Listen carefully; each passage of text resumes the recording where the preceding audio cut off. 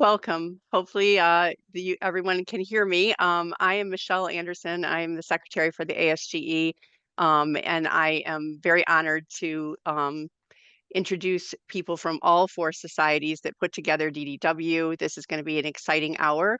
We're going to talk about what's new for DDW, and we'll also cover what's going to stay the same. You'll hear from Dr. Lauren Lane, who is the chair of the DDW Council, as well as leaders from all four societies.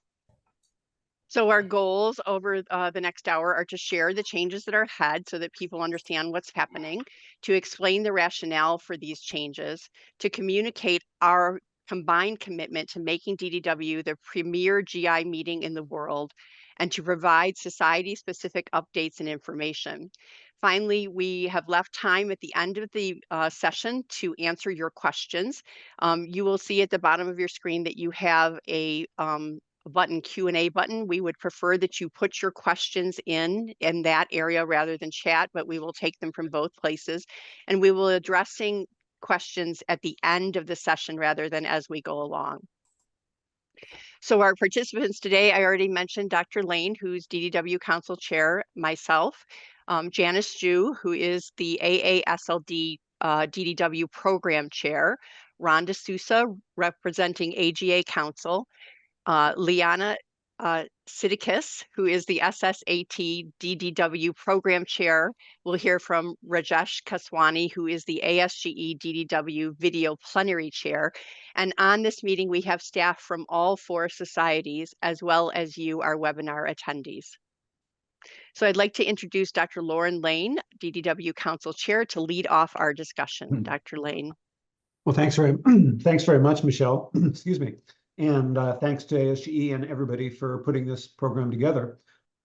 Really, as background, I think what I wanted to say is we wanted to develop a more attendee-centric approach rather than a society-first approach to DDW. Because really, the idea is what is the optimal process to make DDW the best possible experience for attendees? That should really be our strategic goal, if you will. So unifying the abstract submission process and the session development process seem to be things that we could do to improve the experience of attendees. So, in the future, attendees no longer will have to think about what society should I submit an abstract to. They won't have to try to look at multiple similar abstract categories in different societies. For example, if you had an abstract on Barrett's esophagus, you'll have one set of Barrett descriptors to look at rather than looking into 3 different society lists and trying to figure out where to go. And this also should improve session development because sessions will be developed by a group of experts from all societies rather than having separate programs in the same topics developed by each society on their own. So again, if we use Barrett's as an example, we'll have a multidisciplinary group of people review abstracts and choose which should be presented. And beginning next year, this group will also decide on the best topics for invited speaker sessions. So we don't have the same or very similar sessions from different societies, which is a frequent kind of complaint about DDW in the past, honestly. So again, this coordination should improve the sessions, should prevent overlapping, prevent duplicative sessions, and therefore potentially allow more sessions of other useful, relevant, non-duplicative content. So, as you see on the slide, DDW is very large and complex, and not just for first-time attendees, but for anybody because of that and because of the issues I've raised, it can be difficult to navigate. So hopefully by changing from a society first to a content first track, we will improve that experience and we'll be removing societies from the submission process, streamlining it and making it easier. And again, this hopefully, as I mentioned, should make it easier for participants to navigate both submitting and also when looking at sessions that you want to go to, during the meeting. So this is actually a big undertaking, and we've actually been talking about this for years. It takes a while to get all 4 societies to agree and move forward in this, joke about turning the Titanic so it takes quite a while. So this year, I should say, this past DDW, we've had the last 2 years, actually combined postgraduate AGA-ASGE course. So that was perhaps the first example of combining societies into one a session that would hopefully be better for attendees. This year, we've spent a lot of time and work being able to bring all the abstract descriptors together into one DDW-wide group rather than having 4 different societies, each with their own abstract descriptors. Next year, we're going to start reducing society-specific invited speaking sessions. That's not to say that they will go away completely. We'll still have some society programming. For instance, the plenary sessions, the presidential plenary for the AGA, ASGE, SSAT, ASLD will still go forward. And there still will be some visibility of societies. But again, most of the program will be based on content, not based on which society is in charge. And so over the next 3 years, we'll be slowly moving to a fully unified program.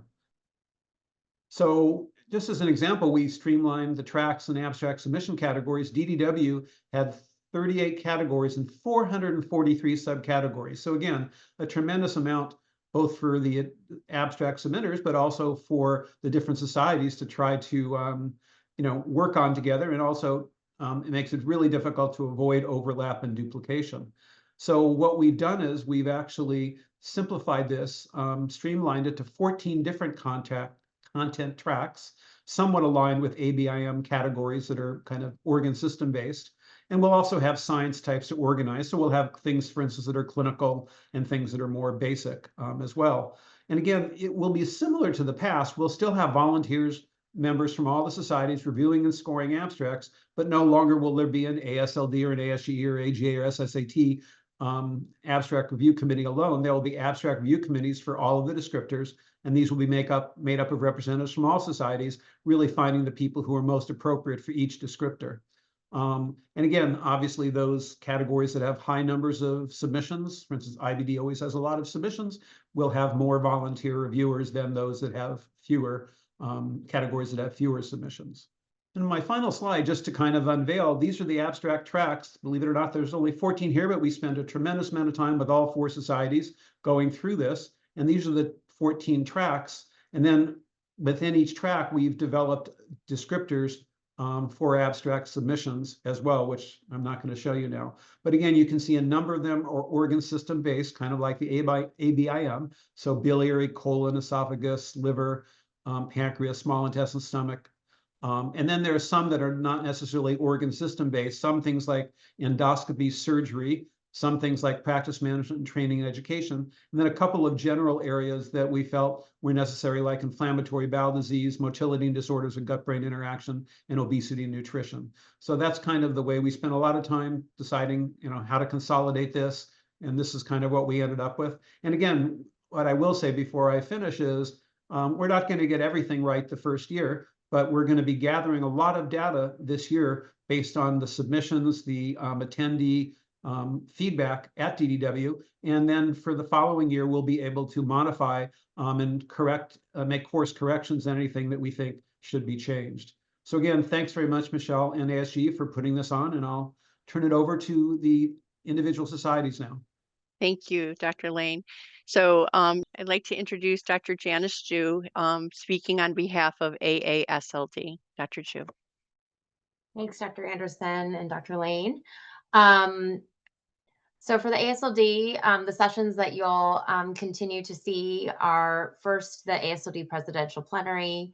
We will still plan to have our Basic Science Emerging Topic Conference, which will span over a day and a half.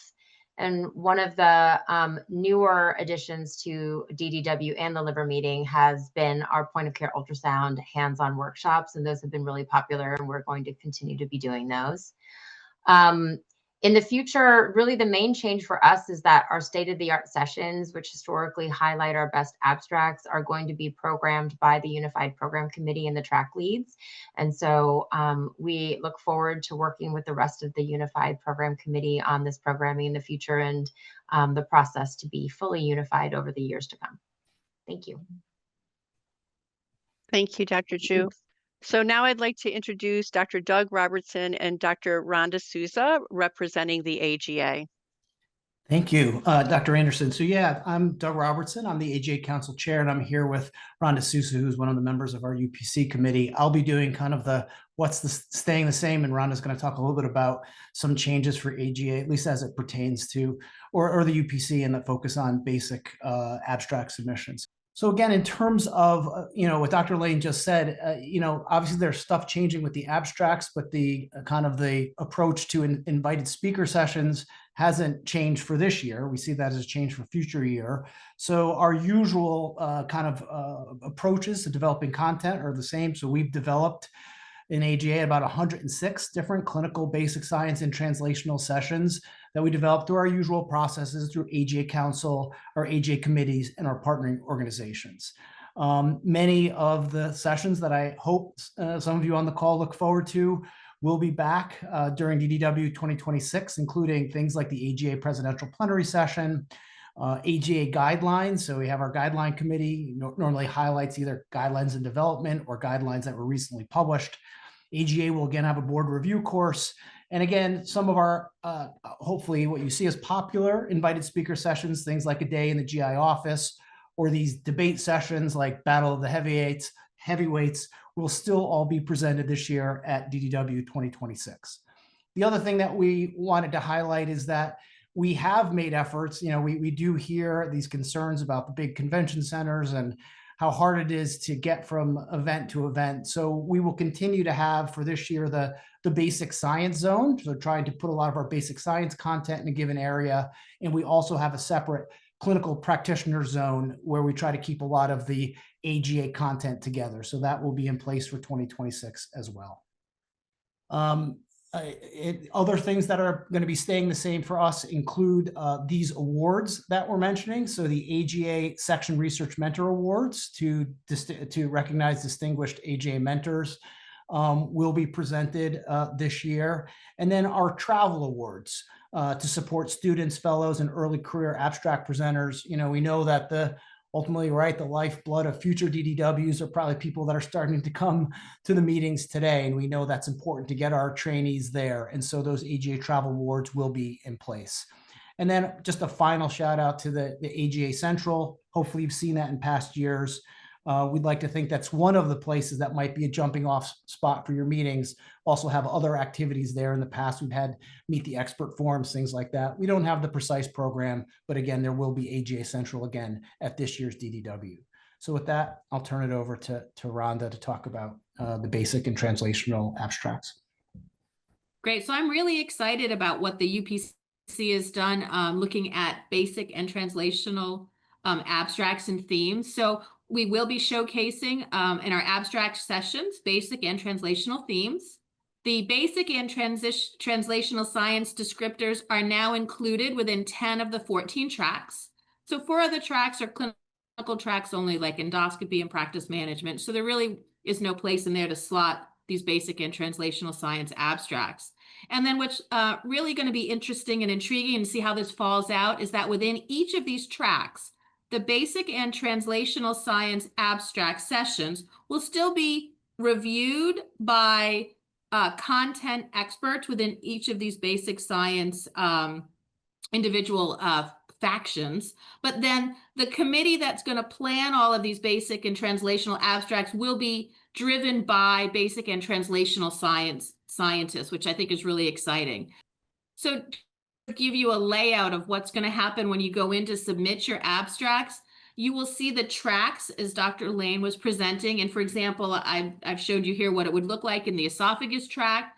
When you click on it, you'll be able to see the basic and translational descriptors, and all of your favorites that we've had in the past are going to be represented there, like mechanobiology, matrix and biometrics, omics, spatial and systems biology. They're all going to be embedded there. And then you'll have separate clinical descriptors. And then all those basic translational abstracts will be programmed by basic and translational scientists. So I think it's really going to elevate the sorts of basic science that we're going to see at DDW. And I'm really excited to see how this all shakes out. And that's it from AGA. Thank you very much. Thank you, Rhonda and Doug. So I'm going to kick off for the ASGE. And like we've talked about in other people's presentations, I'm going to go over what's going to stay the same and what's going to change or be new. What we are keeping this year and for the foreseeable future are our Friday mini courses that people come early for, things like the artificial intelligence course. We'll still have the escape room. This is something that the fellows have really been excited about, and we will continue that for at least another year. That's obviously in the ASGE Learning Center. We'll still have our hands-on endoscopy sessions. And as Dr. Lane mentioned, ASGE will continue to have its presidential plenary this year for Dr. Amitabh Chak, our current president. Our awards will continue as well. The EQUIP and DEI awards awards that we'll talk more about in a minute. What is new and improved, and this is something that all four societies have come together to work on and agree on, is that we're going to try something new in the poster area. We're going to try something called poster hubs, where we're going to have small groups orally present their abstracts in a very short form.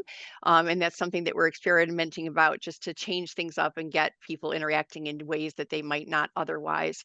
Our Learning Center, the ASGE Learning Center, is going to see some new improvements and updates as well. We have a new award that I'm going to go through in just a minute called the Levy Award, named after Michael Levy. And then Dr. Kaswani is going to cover what the video plenary sessions are going to look like.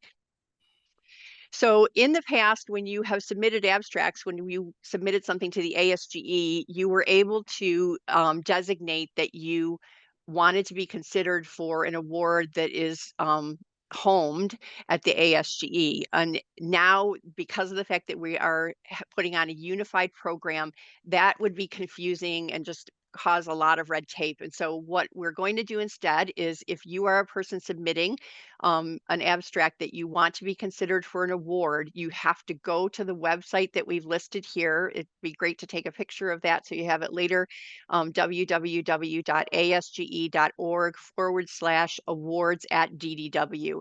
And when you click on that link, you will come to a page that looks identical or similar to the page on the right. We're still putting that together and taking it live. But on that page, you will see those three different awards: the Diversity Award, the Equip Award, and the Michael Levy Award. You'll fill out the form by entering who the submitting author is and whether or not you're an ASGE member, and then there'll be other things for you to designate as well, such as what your abstract number will be. So if this is something that you're interested in, my advice would be, first submit your abstract through the DDW site. That will generate an abstract number, then come to the ASGE site and fill out the request to be considered for an award. So a lot of people are not familiar with what our awards are, and so I wanted to spend a minute just talking about what those are. The first award is the Equip Award, and this is a award that's based on endoscopy quality improvement prizes. And we give out two $1,000 awards to the first author for abstracts that are relevant to quality improvement projects, and these should be led by trainees. I know a lot of doctors, especially in academic centers, are going to have trainees, and part of their fellowship program is to do a quality improvement project. And so any of those are actually eligible for this particular prize. So our Diversity Award is probably the longest standing award that we have. It's been going on since 2007, and it is to recognize outstanding research in gastrointestinal diseases affecting underserved and underrepresented populations. This is also two awards of $1,000 each, and they go to the first author whose abstracts or research address health disparities in various populations, as you can see here. I want to point out that the awards are based solely on merit and the relevance of the research to those underrepresented, underserved populations. They are not based on the submitter's race, ethnicity, gender, or other personal characteristics. So I mentioned earlier that we are now introducing a new award called the Michael Levy Endowed Training Award that came about through an endowment left to us by Michael Levy. So I think many on the call today know him, but for those who don't, Michael Levy was a dedicated educator and he had championed for advancing endoscopic ultrasound. I can honestly say that he was perhaps one of the most talented endosonographers that I have ever seen teach or do work. And he was very passionate about both things, teaching and performing EUS. So this award will be a $1,000 travel award, along with public recognition at DDW and during our awards ceremony. The stipend is intended to support travel, lodging, meal expenses, and our conference registration will be covered as well, in addition to the $1,000. This will be the selection will be by the DDW EUS subcommittee. So whoever in that committee that is making it up will nominate abstracts, but the final selection will be made by our ASGE Special Interest Group, or SIG.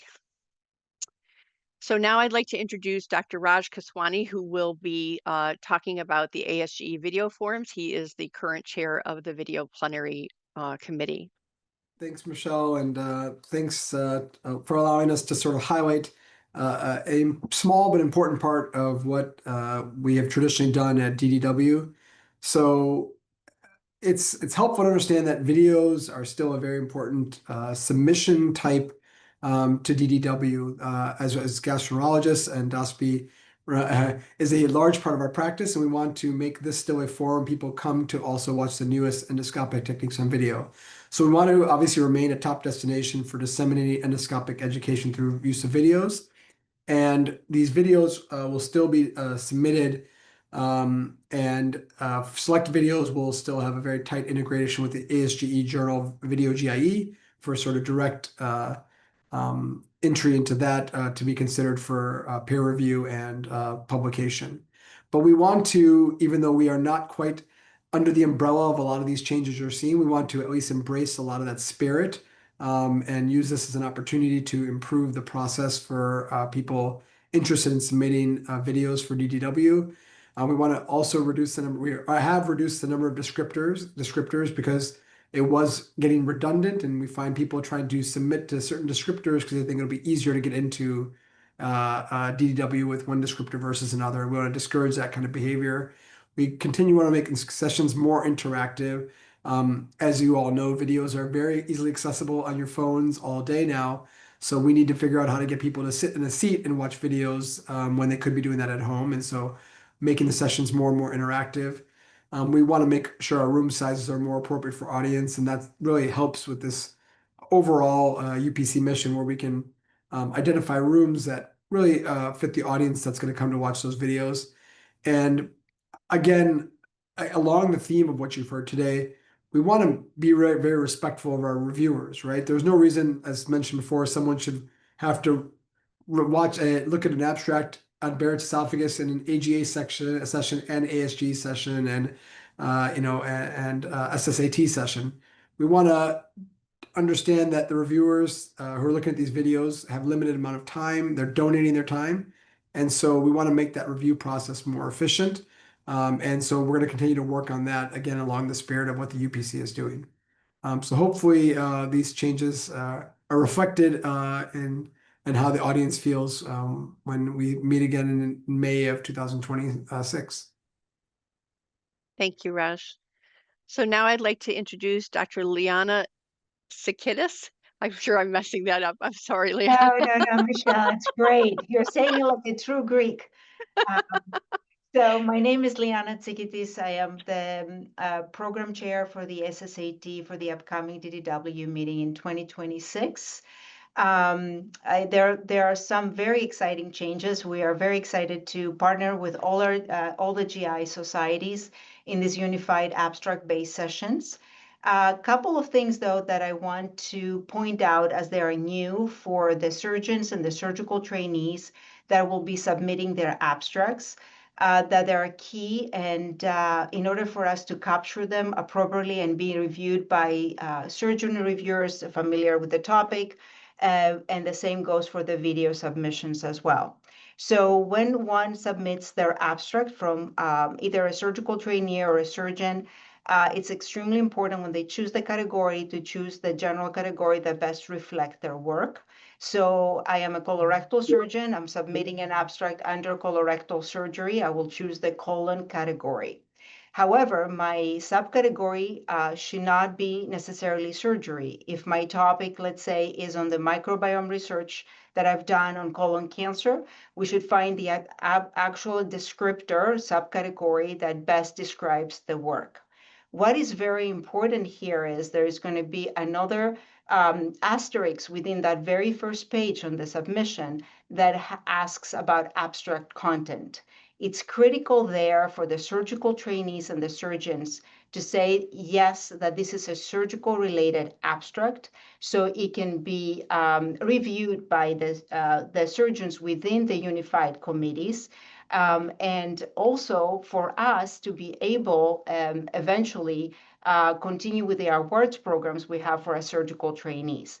This will be a filter for our team to be able to evaluate those abstracts. So it's extremely important where it says abstract content, if it's related to surgery, please hit yes.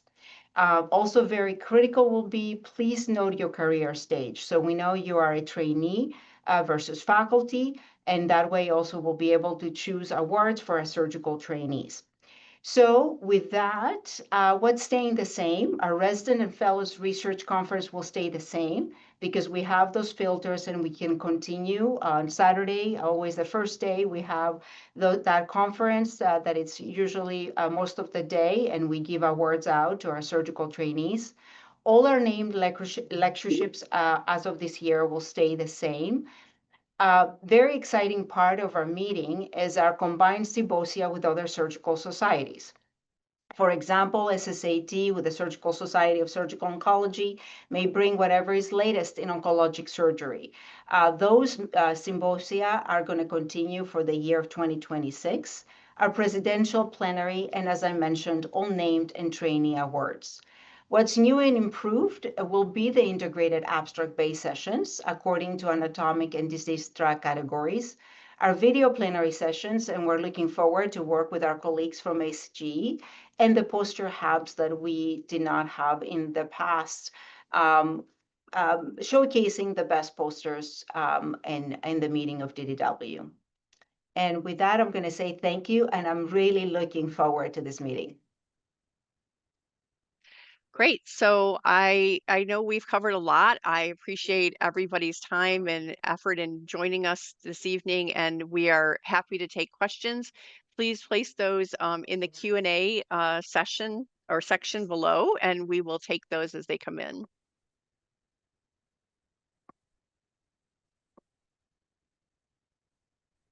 We must have been very clear because there's no questions in the Q&A. I was just going to ask, Dr. Keswani didn't mention that all the ASU videos will be in IMAX this year, did he? Yeah, we'll put that in the budget. Okay. We can't pay the union dues for that in Chicago. That is 100% true. So I do have a question. The abstract site opened today, right? I think it was supposed to open today. Yes. Great. Yeah, so that's news as well. If you're watching this now, you can submit your science early and help us with the new process and give us feedback. Like Dr. Lane said, we know that we're going to have bumps in the road and we may run into trouble, but feel free to reach out to DDWA, and we will help people try to work through submitting everything.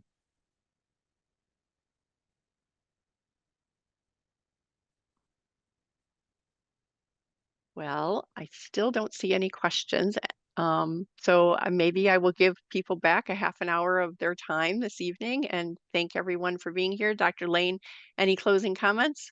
No, actually, again, I want to thank you for setting this up. I think it was great to bring us all together, and hopefully those interested in DDW, got a good look at the changes that we'll be doing this year and the coming years.